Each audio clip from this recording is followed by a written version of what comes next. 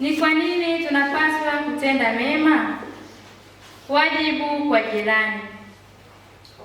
Katika mpango wake wa uumbaji, Mwenyezi Mungu anampa kila mwanadamu dhamana ya kujishughulisha ustawi, uhai, haki, amani na wokovu wa mwenzake. Ndiyo maana Kristo ametupatia kanuni ya dhahabu inayotudai kumpenda jirani yetu kama tunavyojipenda wenyewe, yaani kudumu katika kutenda mema kwa wingi bila ubaguzi wowote ule. Na jirani ni yeyote yule anayehitaji msaada wako, kwa kuwa ni mwaliko wa Mungu kuwa kila mwanadamu anapaswa kujali ustawi wa mwenzake na kufuata kanuni ya dhahabu tuliyoitaja hapo juu. Mwanadamu hapaswi kumtendea ubaya mwanadamu mwenzake ambaye kimsingi ni ndugu yake, kwani sote tumeumbwa kwa sura na mfano wa Mungu. Katekisimu ya Kanisa Katoliki inatufundisha kuwa kwa sababu ya kuwa na chanzo kimoja, yaani Mungu, kizazi cha mwanadamu kinafanya umoja, kwani naye Mungu alifanya kila taifa la wanadamu kutoka umoja. Sheria hii ya mshikamano wa wanadamu na ya upendo bila kuacha utajiri wa tofauti za watu na tamaduni za mataifa inatuhakikishia kuwa watu wote ni kwa ndugu. Kwa msingi wa undugu huu tunaalikwa tusichoke kutendeana mema. Lakini kwa nani tunapaswa kutenda mema? Mtume Paulo anafuata maagizo yake. Kwa hiyo kadiri tupatavyo nafasi na tuwatendee watu wote mema, na hasa jamaa ya waaminio. Kwa furaha Mtume Paulo hazuii mwito wetu na kuzaa matunda kwa nyanja moja na ya ustawishi au kikundi cha watu. Ingawa anatufundisha kuwatanguliza ndugu na dada zetu katika Kristo, hasa nyumba ya imani. Anapanua wigo wa matendo mema na kuijumuisha kila mtu. Matendo mema yanaweza kuchukua namna ya kutoa mahitaji ya haraka ya kimwili, kulea watoto, kuhudumia waamini, kutunza walio na taabu na kuwaonyesha ukarimu. Tunafanya mema kwa kufanya kazi bora kwa mwajiri wetu, kwa umma na serikali, tukiyaonyesha ukarimu na maelfu ya njia nyinginezo. Tamanio la kufika mbinguni. Katika moja ya mafundisho msingi Kanisa Katoliki, tunafundishwa ni kwa nini Mwenyezi Mungu amemuumba mwanadamu.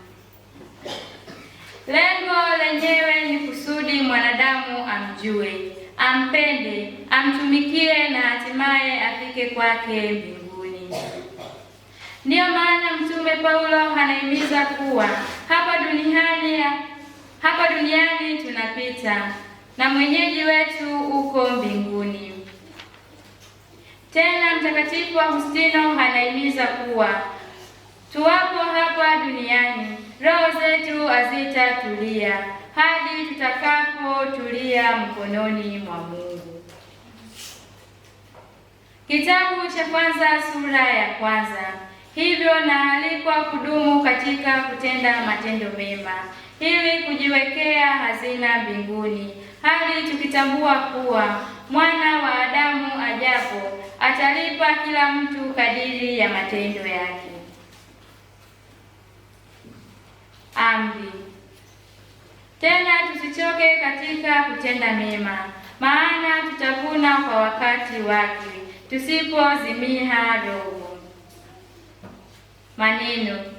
Maana yanaonyesha kwamba Mtume Paulo ametupa sababu ya kutia moyo kwa nini ni lazima kutii himizo lililotangulia. Katika muktadha huu, motisha katika ahadi ya masharti ya baadaye ni kwamba tutavuna endapo tutaendelea agizo hilo la kutenda mema. Pia Mtume Paulo anatuambia, maana yeye apandaye mwili wake, katika mwili wake atavuna uharibifu, bali yeye apandaye Roho, katika Roho atavuna uzima wa milele.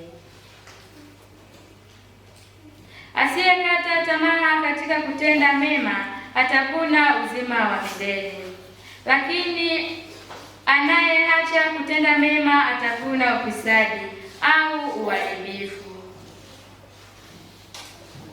Sababu za kujisikiza kuchoka kutenda wema. Kila maisha ya mwanadamu ziko sababu nyingi ambazo zinaweza kumfanya ashindwe kutenda mema. Miongoni mwa sababu hizo ni hizi zifuatazo: maelekeo binafsi ya dhambi. Kama ilivyodokezwa tayari, asili ya mwanadamu imedhoofishwa na kujeruhiwa kwa dhambi ya asili, na hivyo kumfanya awe na maelekeo ya dhambi. Lazima mwanadamu aendelee na mapambano dhidi ya maelekeo hayo mabaya, huku akitegemea neema ya Mungu. Ushawishi mbaya kutoka katika jamii inayotuzunguka. Mwanadamu haishi kama kisiwa, bali ni mwanajamii. Katika kuhusiana na wengine, ziko nyakati kabisa ambazo mwenendo usiofaa wa mwingine waweza pia kumwathiri. Kama Nabii Isaya alivyojieleza kuwa anaishi kati ya watu wenye midomo michafu na kuathiriwa binafsi, kadhalika yaweza kuwa hivyo yeyote.